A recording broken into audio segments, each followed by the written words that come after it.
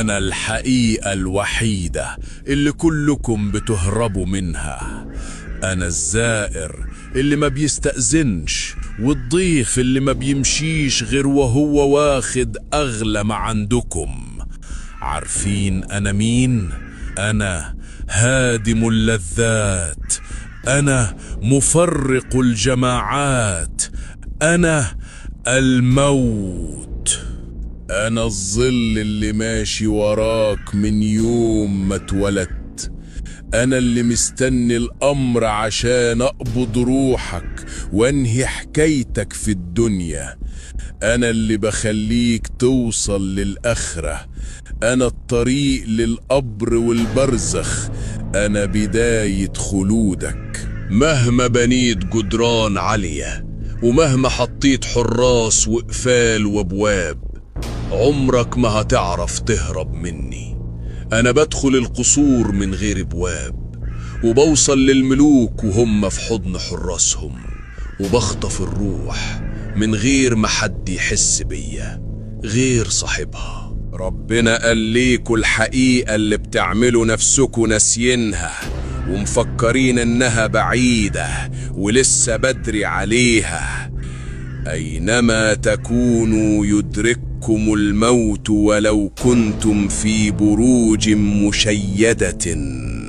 اهرب زي ما انت عايز، سافر آخر الدنيا، استخبى في حضن أحبابك.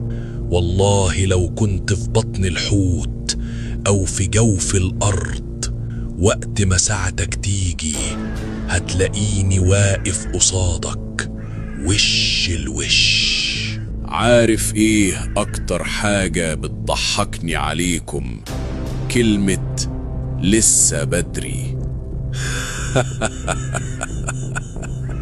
الشاب اللي فاكر ان صحته هتحميه مني، والراجل اللي بيحوش فلوس لسنوات قدام.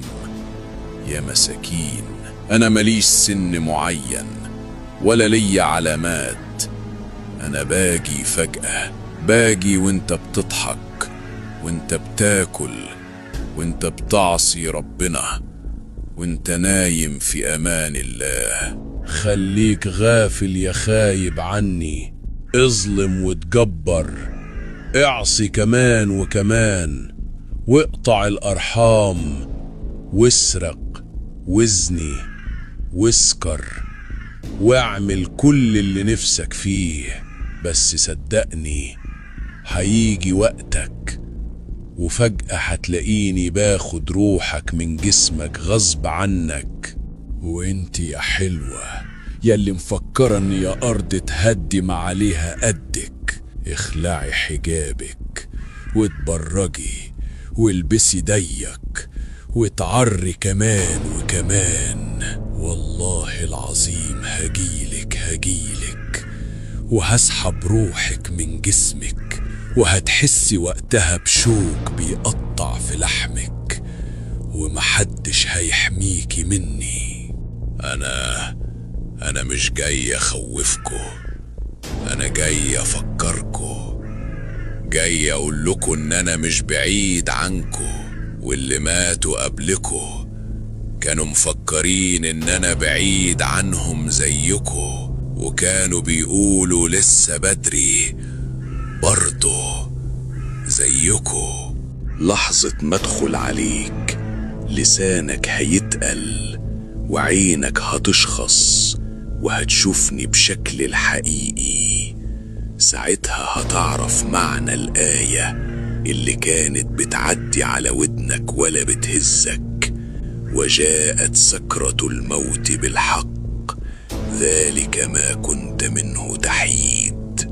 أنا اللي زليت الجبابرة، أنا اللي خليت العزيز ذليل والغني عندي زي الفقير. نزلت الملوك من على عروشهم للتراب، وخلعت عنهم الحرير ولبستهم كفن أبيض ملوش جيوب. فين أموالكم دلوقتي؟ فين نفوذكم؟ فين الواسطة اللي كانت بتنجدكم في الدنيا؟ محدش هيقدر يمنعني عنكم. لا مالكو ولا عيالكو ولا مناصبكو، أنا اللي النبي صلى الله عليه وسلم قال عني: أكثروا ذكر هادم اللذات. أنا مش شرير، أنا مأمور، أنا عبد لله بينفذ أمره بدقة.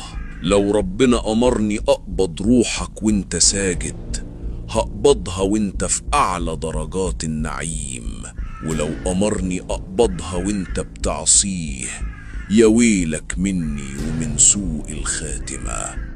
يا ابن آدم، القبر بيناديك كل يوم ويقولك: أنا بيت الغربة، أنا بيت الوحدة، أنا بيت التراب، أنا بيت الدود. انت بتجهز عفش بيتك في الدنيا، وناس تجهز نور قبرك اللي هتعيش فيه لوحدك. أنا ممكن أكون واقف جنبك دلوقتي وانت بتسمع الكلام ده، وممكن تكون انت الاسم اللي عليه الدور في القايمة بتاعتي النهاردة. توب قبل ما ادخل عليك، توب قبل ما يجي دورك، لان لو دخلت مش هخرج الا وروحك في ايدي. وافتكر ان كل نفس ذائقة الموت.